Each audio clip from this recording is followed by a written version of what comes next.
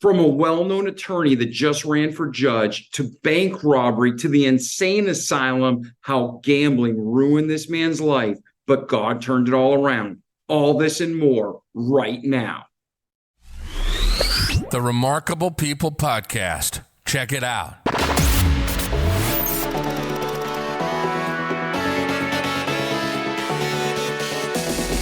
The Remarkable People Podcast. Listen, do, repeat. For life.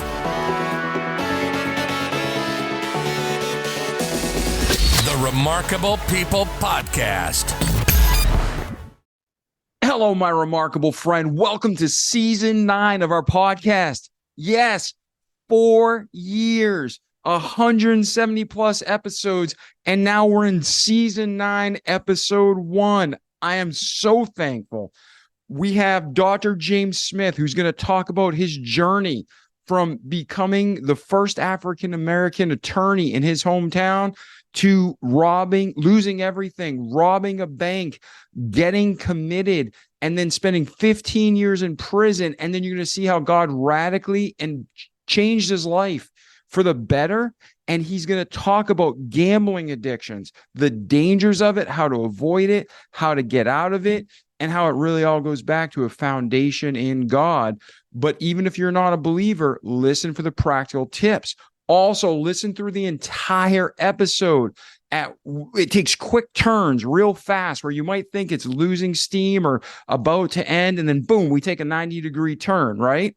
So when you're in this episode, you're going to actually hear about Dr. Smith's journey, but you're also going to hear about the details of the bank robbery. You're going to talk about some of his motivations and how he didn't even know why then, but now in retrospect, he knows exactly why he did what he did. Now he's an author of 3 books. He has been a minister, he podcasts, and so much more. So stick through this entire episode, not because I'm trying to get you to spend an hour with me, but because I want you to get as much information you can to be more powerful, to change your life for the better and glorify God and help those around you. Second, we have a new sponsor for season 9, MyPillow. I don't know if you know this, but MyPillow has almost 300 products. And when you use promo code REMARKABLE, you get 30 to 80% off everything you order for life just by using promo code REMARKABLE. They're supporting our podcast. When you support that great American-owned business with, no joke, products I use every day and love, then you're going to get a huge discount. We're going to get a small piece of that as an affiliate. MyPillow gets to continue to be owner-operated and stay in business. So check out mypillow.com. You can call up. You can go to the website. Just when you're done, use promo code REMARKABLE. And I'm not kidding. I use the pillow for years. I have slippers. I have the sheets. I have the bedspread. I have so many MyPillow products, and they're all super quality. And now you get up to 80% off. So Dr. Smith's here with us today talking about his life story, overcoming gambling addiction. You got 80% off at MyPillow. We're starting season 9, and man, we just love you. Thanks for being here. Enjoy this episode. Let us know how we can help you, and stick through the end for the special story from Dr. Smith and the specifics of the bank robbery. Hey, Dr. Smith, how are you today? I'm doing fine. What about yourself? Man, I'm remarkable, and I'm so looking forward to our interview. Each week, I get emails from you from your podcast, and I love to read the descriptions and check them out as I can. And I just want to say thanks for sending those consistently to me. I appreciate it. And for all your listeners, I'm sure they also appreciate it, right? I hope so. I definitely hope so. I'm enjoying doing it. So Amen. And ladies and gentlemen, like I just told you a little bit about Dr. Smith in the intro, he's going to be able to share a lot more of his story about his podcast, not just his past and where God's led, but where he is today and where he's going, how he can help you, how you can help him, and how the whole world can be better to glorify God, and we have peace and joy. So at this time, Dr. Smith, we have listeners who've been with us for 4 years, listen to every episode. We have listeners who are brand new. This is their first episode. So if they commit to listening to your interview, I know they're going to get a lot of gold nugget and truth.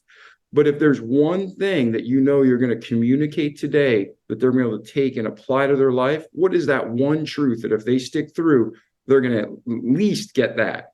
Stay focused. And that's a focused statement. I love it.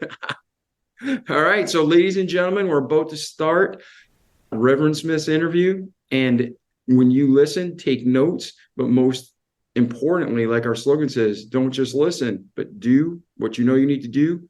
Repeat it each day so you can have a great life in this world, but most importantly, in eternity to come. So, Dr. Smith, you have a background that I'm familiar with, but let's start the listeners off at the beginning. Where were you born? What was your upbringing like? Mother, father, sisters, brothers, orphanage? Where did your path start for the Lord?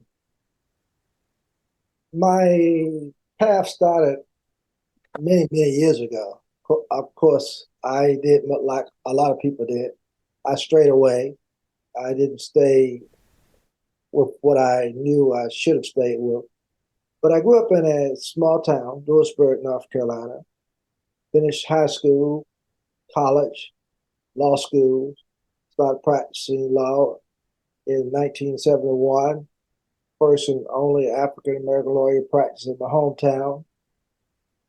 The youngest African-American lawyer to practice in the state of North Carolina at the time, 26 years old. Started gambling. Lost everything that I had accumulated, including my first wife of 5 years, and committed a serious crime and spent 5 years in confinement. Got out in 1986, started pulling my life back together, went back to school, received my Master's of Divinity, eventually received my Doctor of Ministry. In between all of that, I got married again, married to a sweet lady now of 33 years, 2 beautiful kids, and of course, was called to a traditional missionary Baptist church. I stayed at that church for 32 years, just retired in December of past year. I thought I was going to sit back and enjoy myself. My home church lost her pastor abruptly. And of course, they called me in to help them out. So I've been working with them now for about 2 months. Also doing podcasting that I started about 6 months prior to my retirement because I wanted to encourage, inspire, and hopefully transform lives. And of course, that's what I've been doing, podcasting now and working as an interim pastor at my home church.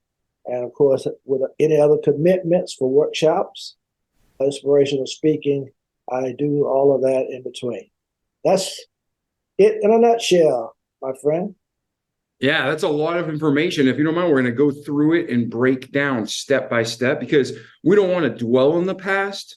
Mm-hmm. But as all of us know, who we are today is a collection of the past events, knowledge, and experiences. So when you were a child and you're growing up, you said you got into law school, you became an attorney, first African-American attorney in your town, one of the youngest.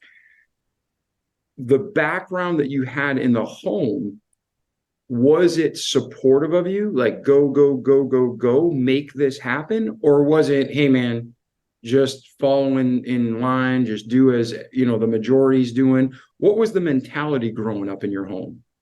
Oh, well, see, I'm an only child to a single mom, but I did grow up on a farm that my grandfather owned.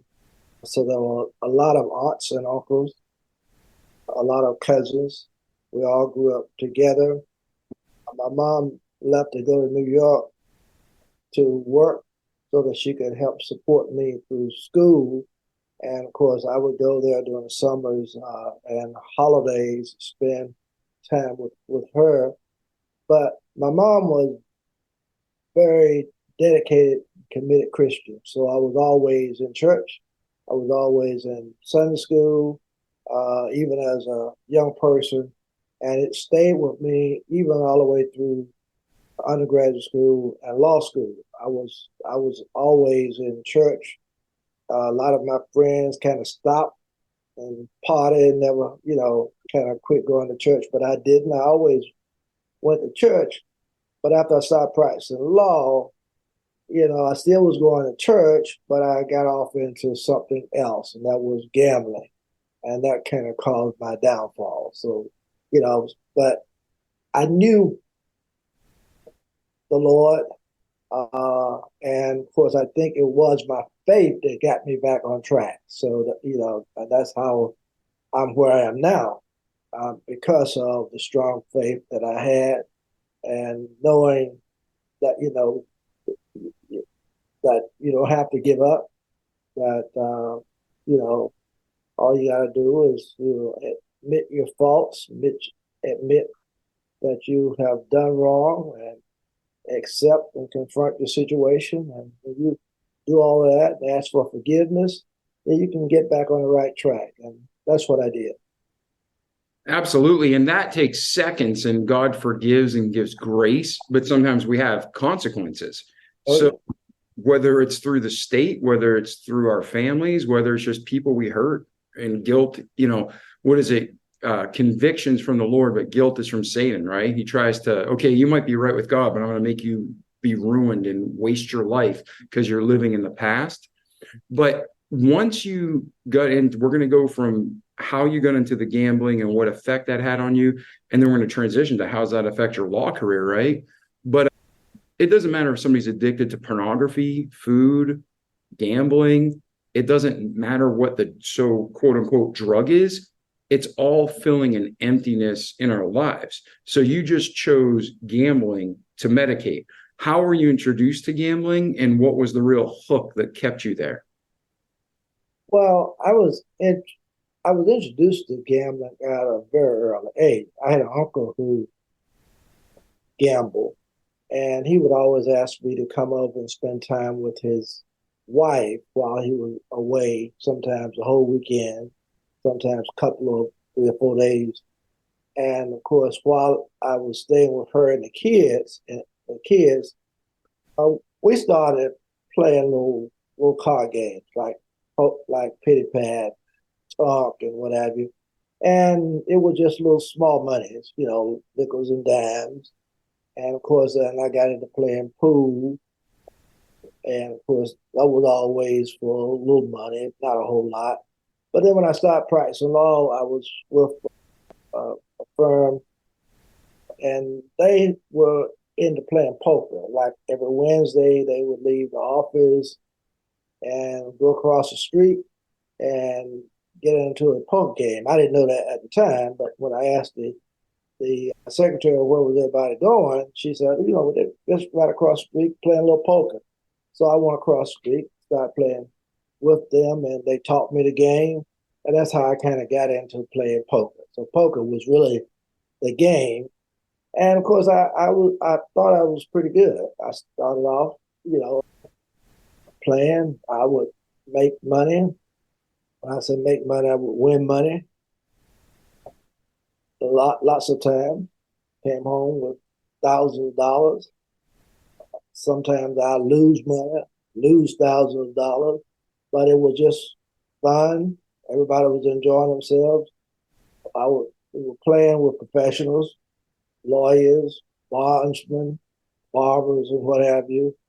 So nobody really worried about money, because if one needed $500, they got it from the other one, vice versa, paid them back. So that's the way it kind of went.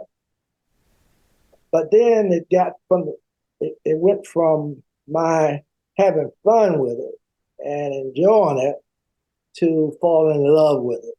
And it was that falling in love with it that kind of, I believe, caused me my problems. And that's, what happened. But I want to kind of take it a little further. When I went through this, I really thought that it was because of my gambling that I did this horrible crime, and the crime was a bankruptcy that I got a 15-year sentence, not bankruptcy, but bank robbery, that I got a 15-year sentence and served 5 years in confinement. But when I got out, I realized that I called Gambling Anonymous, and they told me, I asked them I'd like to come in and talk with the guys because I thought I could give them some good advice and help them transform their lives. And he asked me if I was still a compulsive gambler. And I told him no. And that's a fact. I had not gambled since 1981.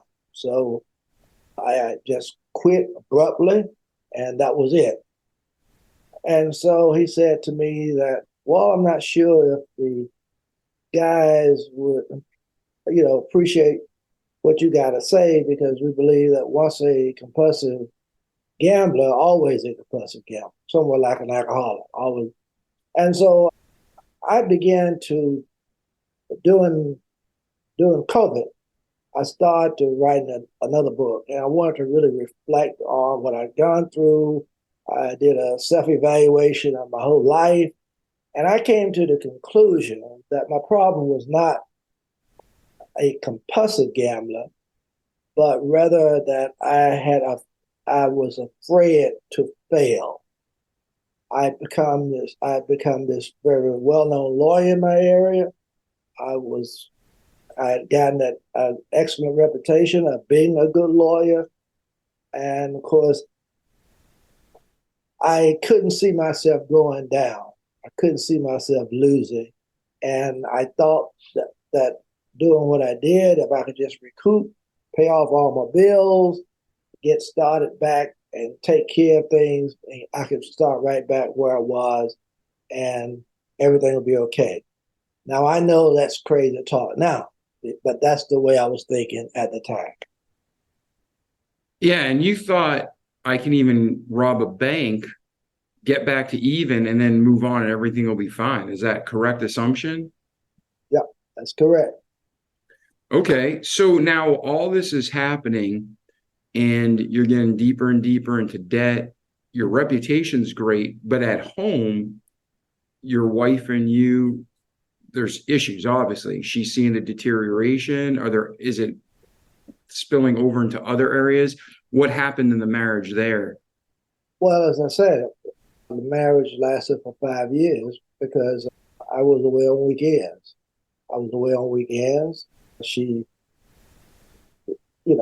it wasn't her fault. And I don't think it had nothing to do with her.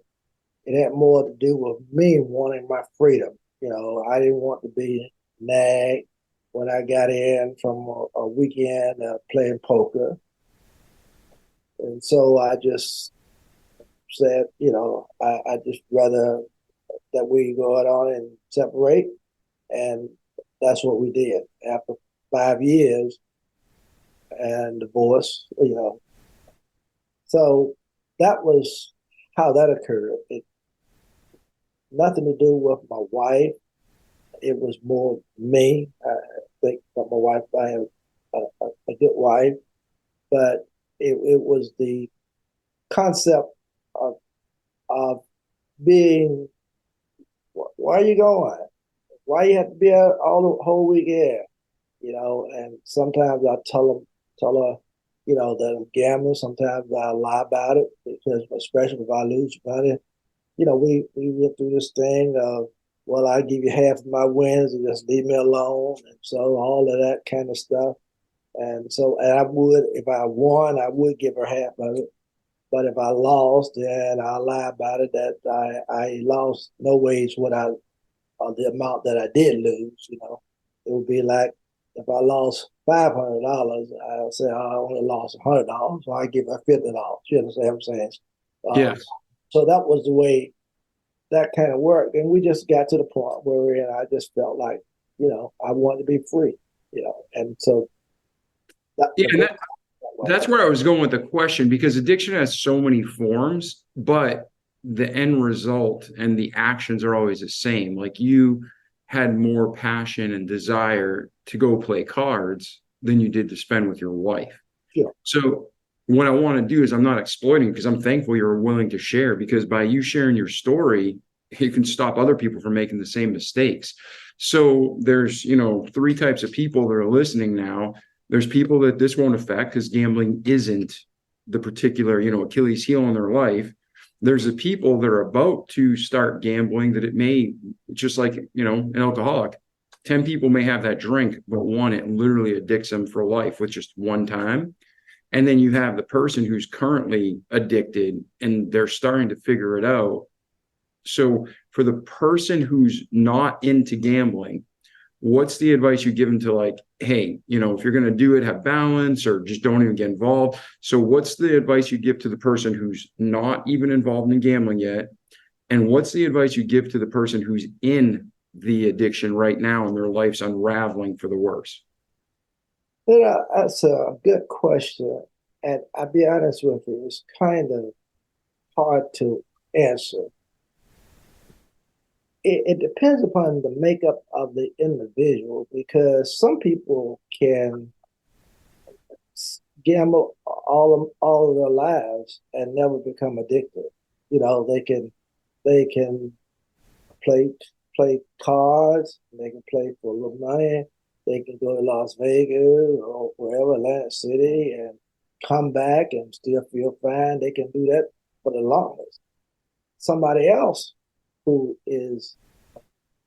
will do that, they find themselves, whether it's drinking or whatever, they find themselves getting hooked on it, getting drawn into it, to the point wherein they find themselves, doing something that they've got no business doing.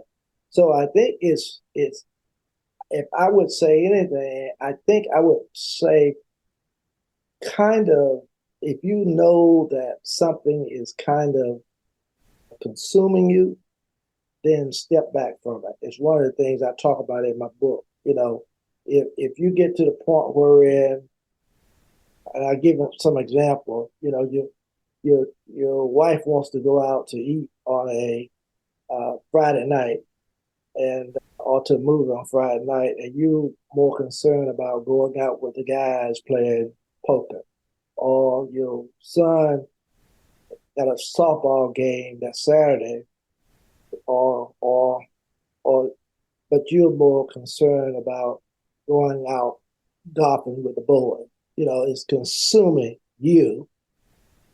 If you get to that point where it's consuming you, then I always say you better step back from it. Step back and then reassess. And look, this is getting me now.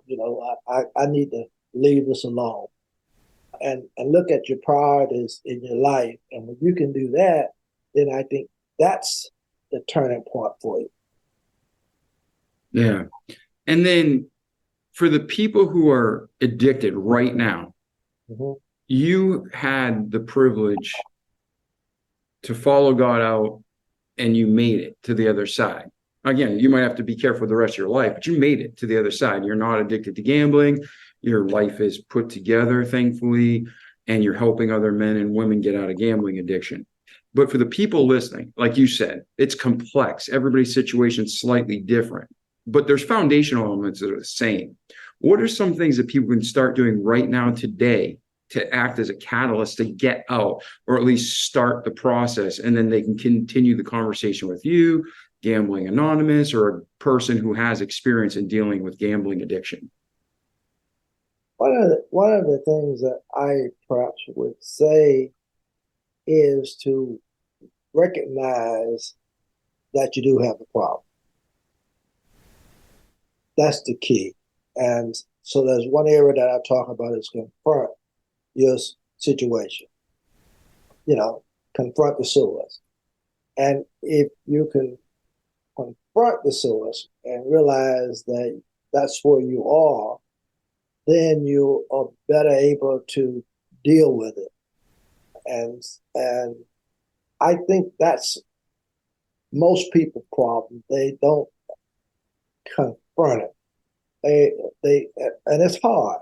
I have to admit that's hard because you're loving it so much, you into it, your whole body and soul is into it until you don't really want to confront it. Okay, you want to continue doing it.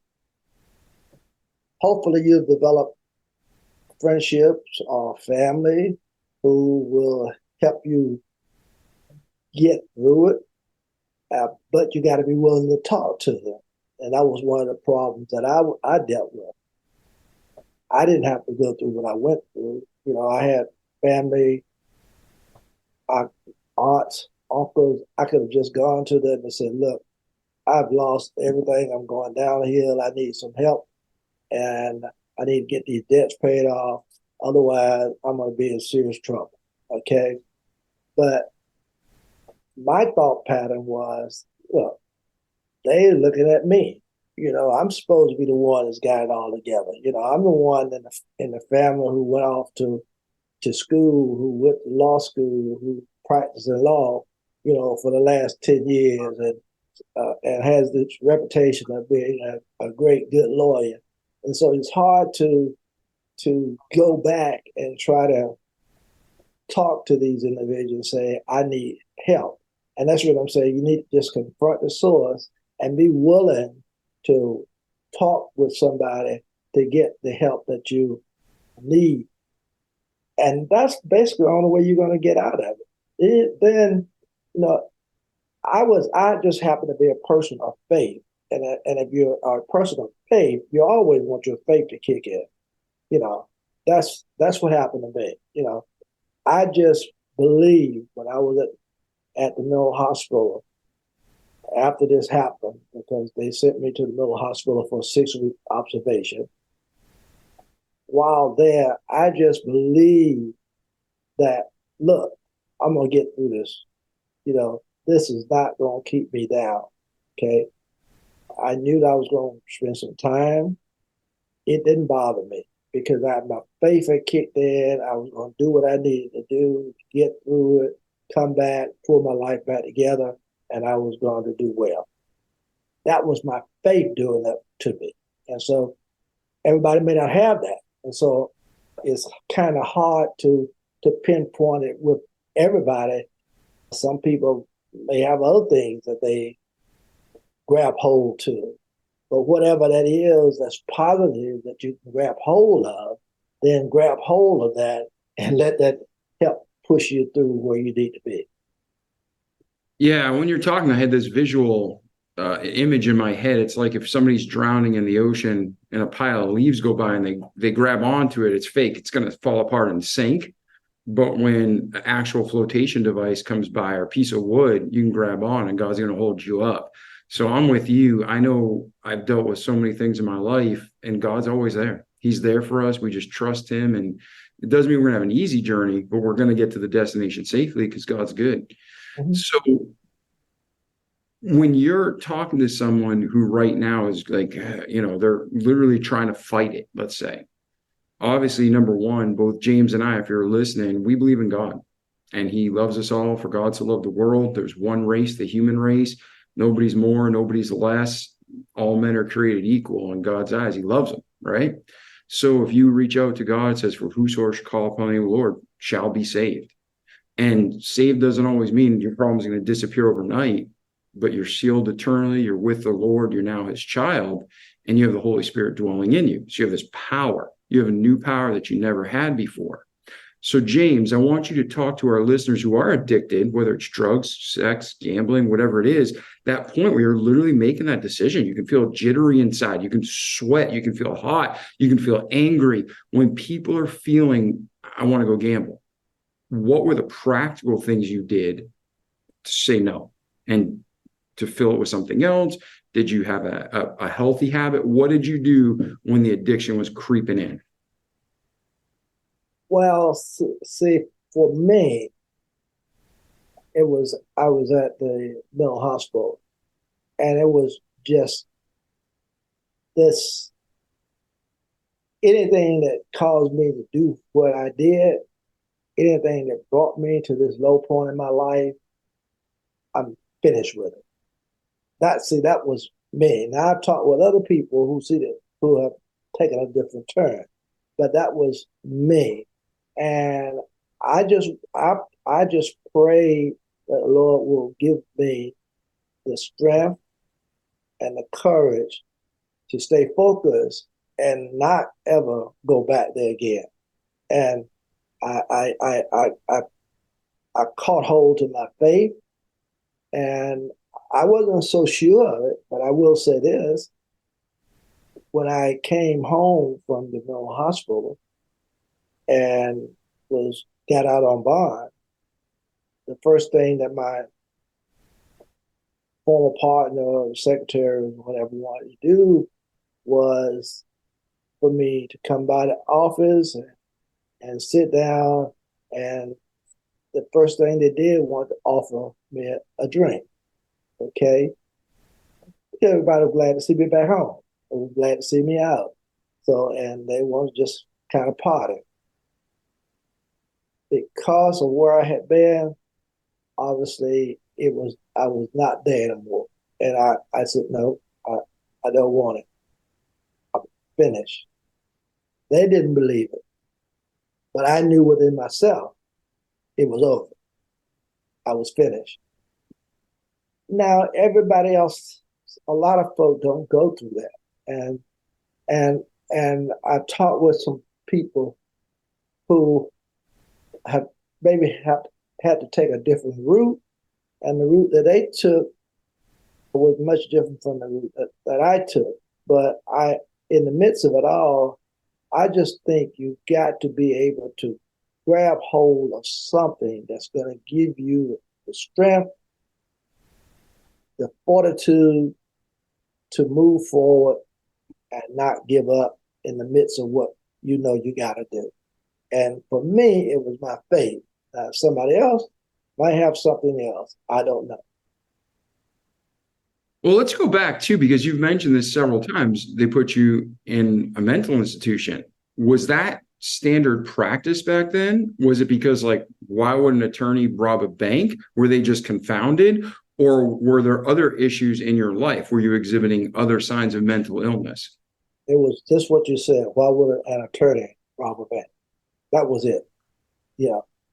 They could not accept and believe that something had not happened to me, that I obviously had a mental breakdown in order to have done what I did.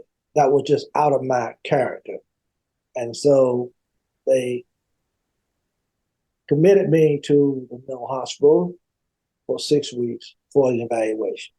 But it had nothing to do with anything prior in my life.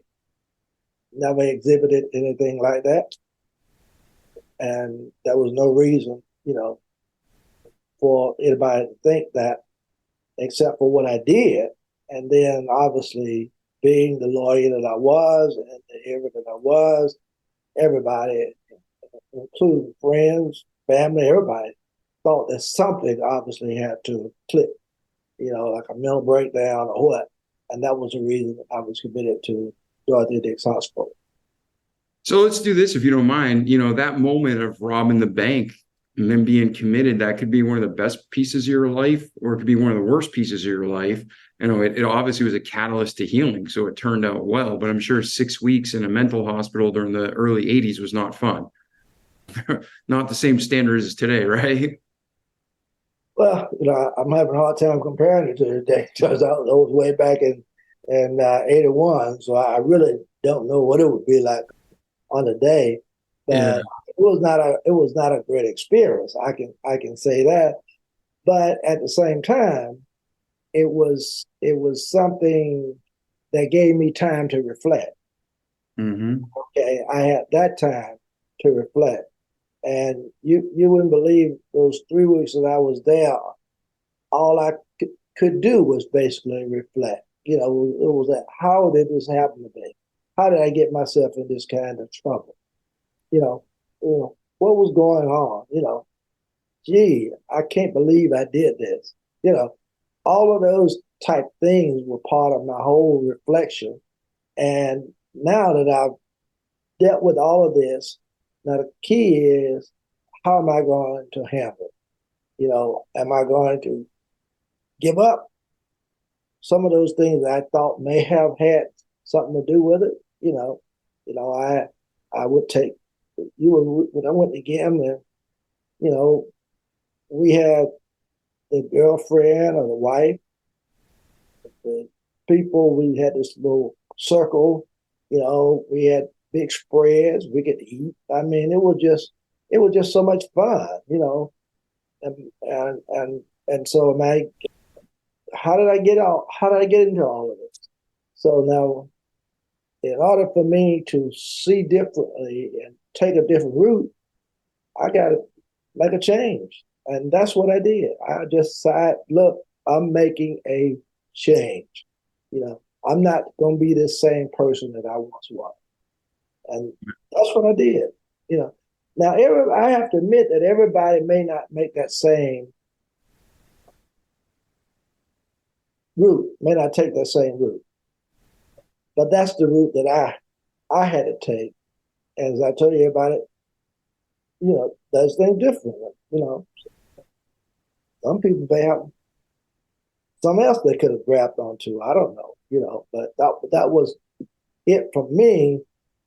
My mom was very committed, talked to me. I had friends prayed with me. Ministers came by the house, prayed with me, because everybody just couldn't understand what happened. And all of this helped me to continuously get stronger, build my faith until the point where I can deal with this. I tell people right now, and many people don't believe it, but I tell people right now, I shouldn't say they don't believe it, they may, I'm just saying that my confinement added 5 years to my life, I believe. It was actually, I knew I knew what I had to do. I went through with no infractions, period. I played tennis. I refereed basketball games. I worked in the education department. I worked with the chaplain. I was the only person at the time that I was there who got a chance to leave the institution. I was in Ashland, Kentucky, to leave the institution twice, to go on seminars. I was a part of the prison fellowship. I went to Stallstown, Pennsylvania, and I went to Washington, D.C. One of those times, they allowed me to leave the prison, fly out by myself, and come back by myself. No guards, no nothing. So it had gotten to the point they could not even, or they wouldn't even tell inmates where I was gone. When I left, inmates thought I had gone back to court. Okay, that's just how my life went when I was confined. But it was only because, I think, it was only because of where I had taken myself. I had just gotten to the point wherein I'm going to accept this. I know the Lord has forgiven me. I messed up. I confronted what I did. I asked for forgiveness. What else do you do except get up and get your life back together? Yeah. Yeah. And then, like you talked about, everything that works in our lives, short term and long, is God. It's in the Bible, 100%. There's no comment. There's no wisdom, quote unquote, that works anywhere in any culture at any time that doesn't stem and show proof in the Bible. And you're saying, you had time to reflect. God talks all over the Bible. Be still and know that I'm God, to meditate on the Lord and on our actions. So that's fantastic. Kind of and I don't know, maybe to you, it won't be humorous or light, but everybody's wondering, everybody loves a good story. What happened with the bank robbery? Who did you meet? Did you meet people that led you into it? Were you the one that saying plant the seed in your head and concoct this? But talk about the robbery to bring us through. How'd you get caught? Was it one of those things where it was just stupid from the start? Was it you almost got away with it? What was that robbery like? Oh, I don't mind talking about it. I'll tell you how it was like. I didn't get up that morning to rob the bank. I got up that morning and pulled a pistol out of my drawer beside my bed and went to my office. I sat there contemplating committing suicide. That's what I sat there contemplating doing. And had it not been for my mom, I've been the only child, and just feeling how she would feel about this, what I would be doing to her, I kind of abandoned that idea and just left my office, locked the door, and started riding around the city. I got on the interstate and started riding. It was about 10 o'clock in the morning. I was starting getting a little hungry. So I guess it was around about 10:30, 11 o'clock. I ended up in a city called Oxford at a little restaurant eating.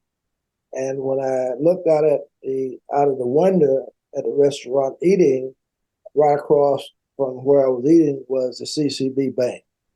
Okay. Now, all of a sudden, my mind started roving. Gee, if I could just get in this bank and get me $50,000, $100,000, I'll just pay off all my bills. I can go back to the office and things will be all behind me, and I'll be over and I could get started again. That's what happened. This wasn't a well thought out plan, weeks in the making. It was spontaneous. Like Satan was messing with your head. He brought you to depression. So depressed, you were thinking of committing suicide. You decided against that. You're eating and you see a bank and it's like evil light bulb. That's it. It just, wow. You know, if I can get in here and get out with me $50,000, $100,000, I could pay off all these debts. But I lost my home. I lost all the properties I've accumulated. I mean, I was head over head in debt, and that's where I was. That was the concept. So it wasn't anything that I had thought about 3 or 4 weeks ahead of time that this is what I'm going to do. So that was not the case. And then what happened once you went? So you have a gun, you're eating, and you decide to go rob a bank. How did it go down? Oh, interesting. It was very, very interesting. I did continuing legal education, CLE, for the North Carolina State Bar for 11 years. I just quit when COVID came in. And that was one of the main things the lawyers asked me when I taught ethics and mental health and substance abuse. Well, how did it happen? How did you get caught? One of the first things.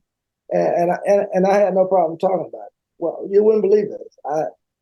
I went into the bank. I drove around for a while because I couldn't get the nerve to do that. I drove around, and then all of a sudden, as I wrote it in my book, all of a sudden I just said, hey,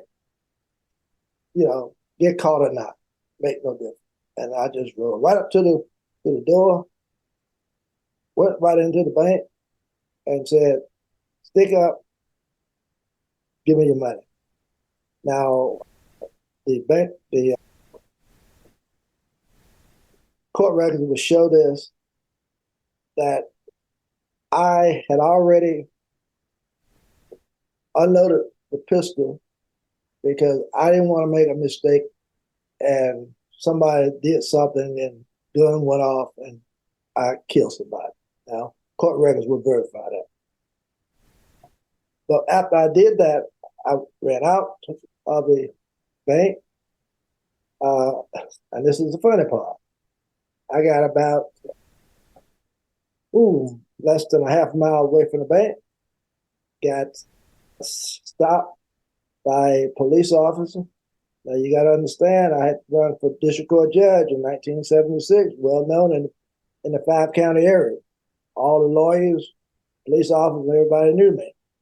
Police officer came up to the car, and of course, obviously, some Dallas officer placed in the bag, and it had gone off, and had stopped the car, and I was sitting there wiping my eyes, because it had started me to actually crying.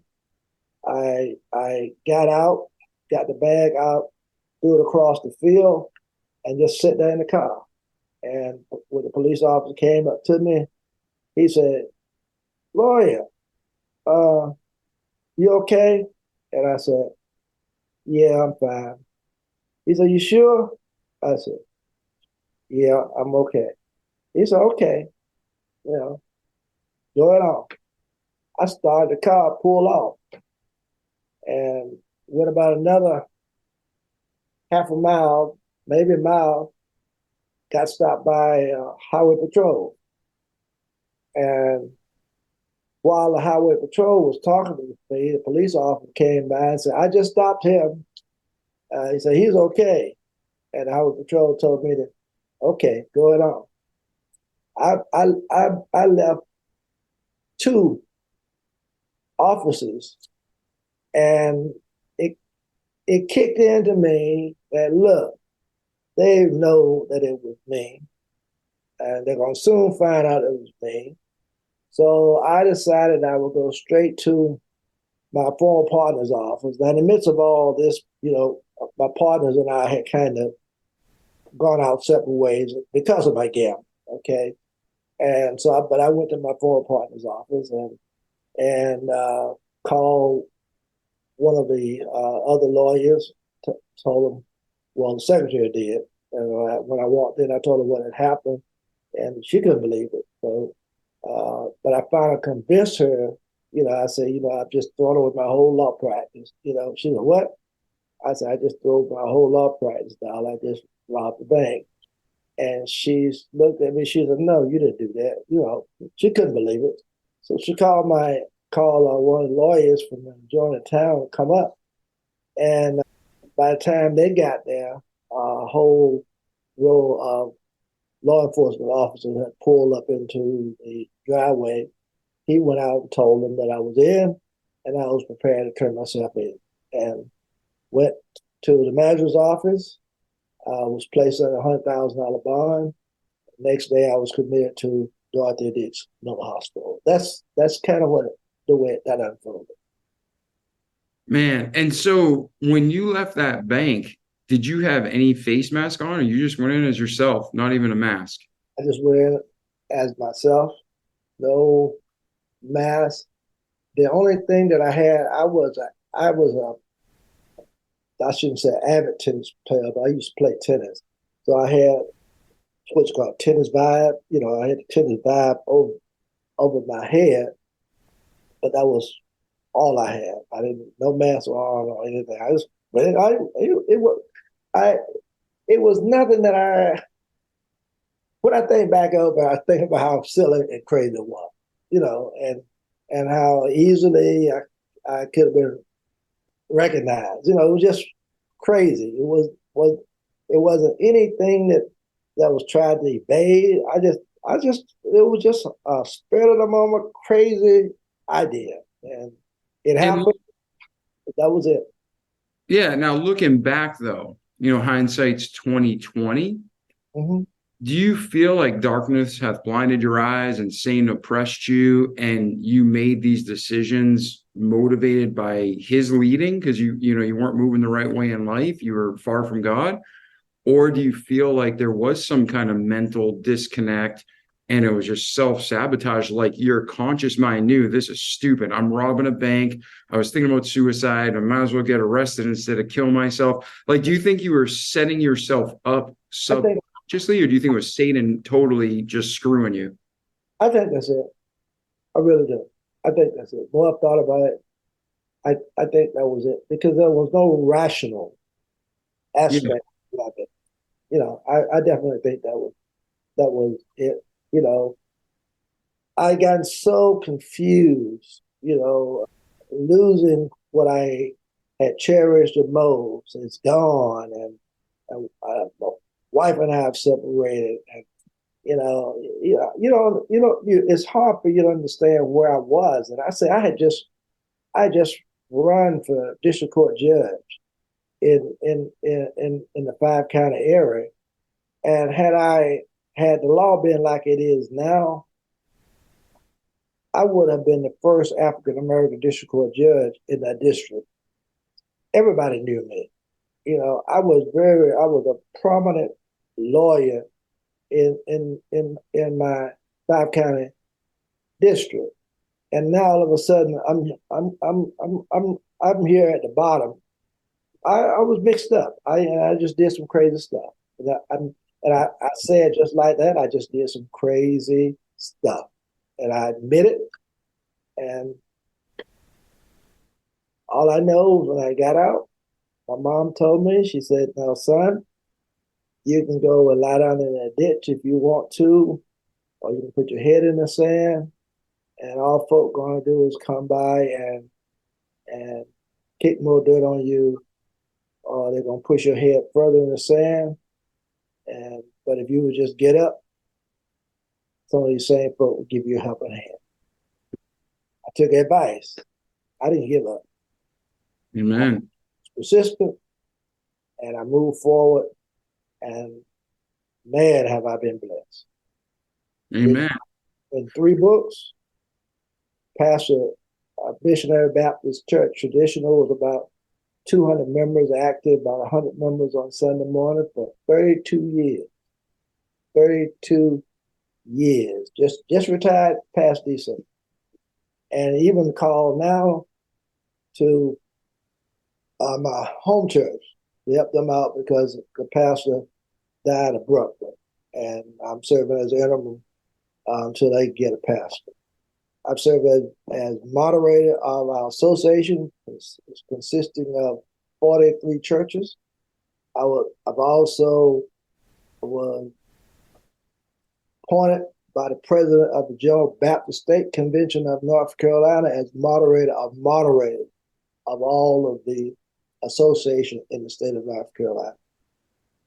The state bar approved me as a sponsor of continuing legal education, ethics, mental health, and substance abuse, and I've served in that position for 11 years. All they wanted me to do was share with lawyers, my story, because they thought that other lawyers could be helped and learn from that. I've been blessed, so I have no complaints.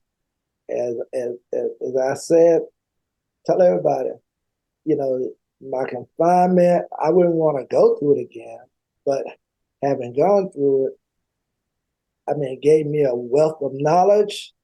I tell everybody, I think I gained 5 years to my life. I'm now 79 years old. Feel just as good as, obviously 79 in December.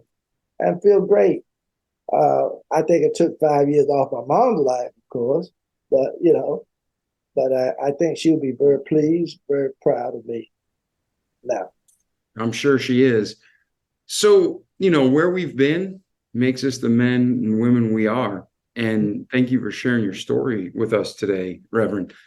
And before we go and wrap this episode up, from your birth to today, is there anything we missed in your story before we transition to where you are today and where you're heading? We kind of touched on it, but like how people can contact you, what's the best way to reach you if they want to continue the conversation.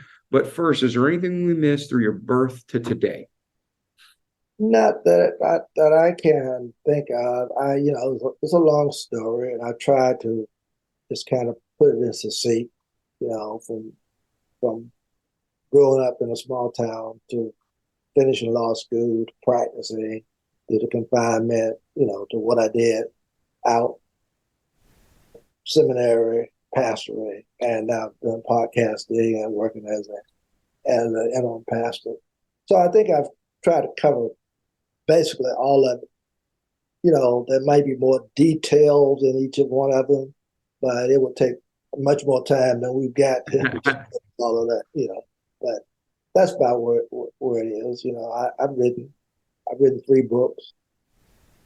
One that talks about my life experience, and obviously I started doing that one not as a book. I started writing it more as therapy when I was confined. And when I got out, a couple of people read it, and they were the ones who convinced me to put it into a book. So that book was entitled Deal by Me. a golden opportunity blown. So people ask me, so how you get your title? And so I told them, I said, well, the deal by me came from the poker. You don't want your next hand, you say deal by me. I don't know if you know anything about card games. You know what I'm saying? I don't want the next hand, deal by me. So that's where the deal by me came from. The golden opportunity blown means obviously I lost my law practice. So that was deal by me, subtopic, the golden opportunity blown. So I wrote that book. And of course in between that time, I started working as moderator of moderators for the General Baptist State Convention, and the president wanted me, because I had a legal background, wanted me to work with churches that were dealing with conflict. And so I wrote a book on conflict that's entitled Come Let Us Reason Together. And that's based upon, my experience working with churches and trying to mediate certain conflict within the church. And then when COVID came in, I was sitting at the house, not doing anything, and I began to do a self-evaluation, talking about what I really learned from what I went through. And that's when I wrote the second book, which is Deal by Me, a second edition, a self-evaluation. And that's when I was telling you that I came to the conclusion that I was not a compulsive gambler, but rather that I was afraid to fail. And that's what, caused me to rob the bank. I got that upon. I just couldn't see myself, losing it. And so I thought I could just recoup. And so that's in that book. So that's basically it, more details are in the books. I mean, how I got into gambling, all that type of stuff in the first book. So it's interesting reading. I got a lot of comments on it, a lot of reviews. So that's my life. Yeah. And I thank you for sharing. If you have links, if they're on Amazon, we'll put them in your show notes so people can click and check them out. Yeah. And for those of you who aren't, we have people from all over the world. Thank God we just broke into the top 0.5% of all podcasts around the globe. And I was shocked. I'm just so thankful for our community. But for those of you who aren't familiar with the term Baal, that's just another name for Satan and the love of money. And one of my good friends, Jim Butler, and I were just talking today, which I'm sure you'll agree with, Reverend Smith, that money is not evil. Money is a tool. It's the love of money that's evil. And that consuming just lust. So if you have money, nothing wrong. Share it, do good with it. But if you love it and that's your only motivation, that's where you got to self-reflect and get right with God. So, well, let me ask you one more question then. Your shirt, for our listeners, they're not seeing your shirt, but for our viewers on YouTube and Rumble and our website, talk about your shirt, because you're a gambling addict in a way. It ruined your life. So I'd definitely classify that as your former addict, at least. And your shirt has a 2 of spades on it, right? But talk about what it says and what it means and why most people don't put a 2 of spades out there. Well, the spades right here is the cards.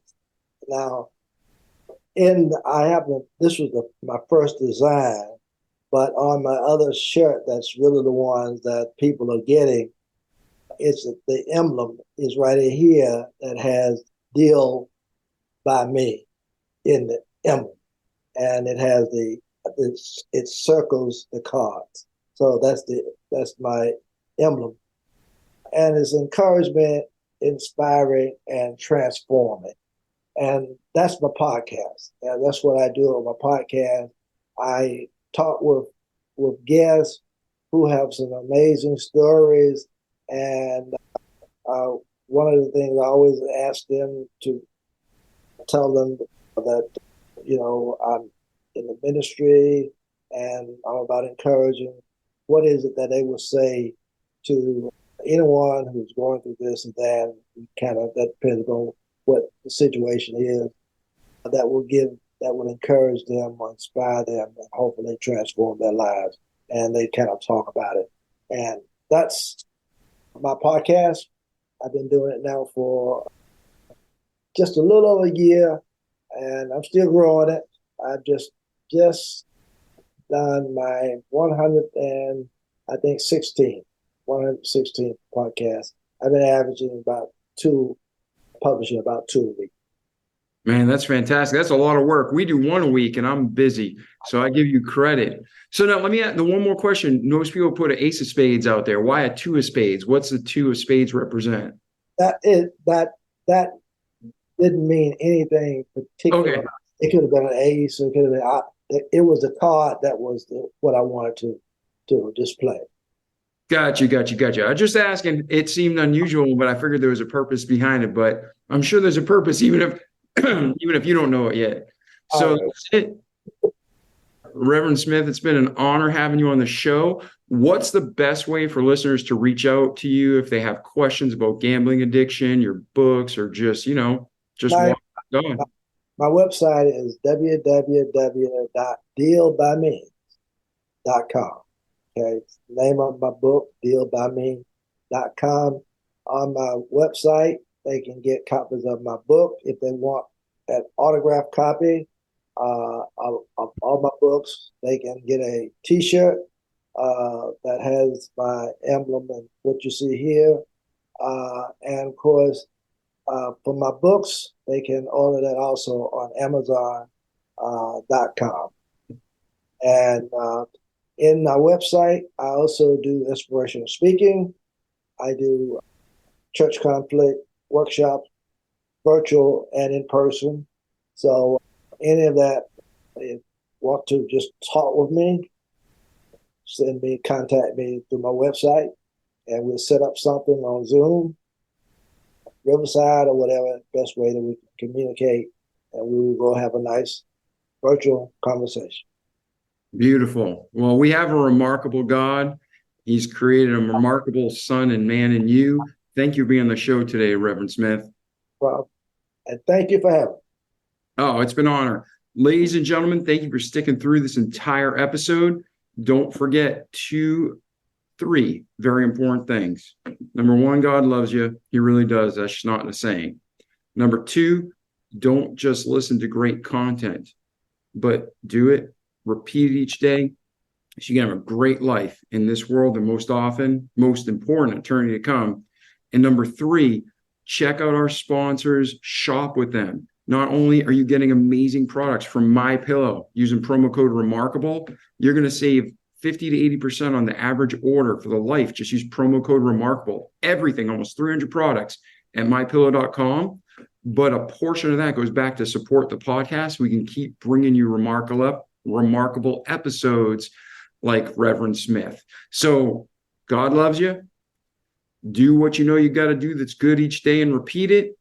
And go shop at mypillow.com and our other sponsors. Use promo code Remarkable. Save a ton of money, get awesome products, and help support the podcast.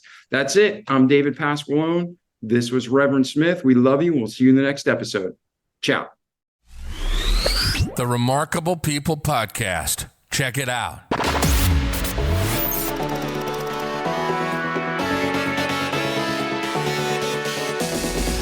Remarkable People Podcast.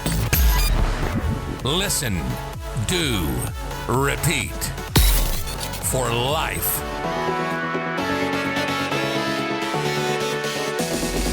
The Remarkable People Podcast.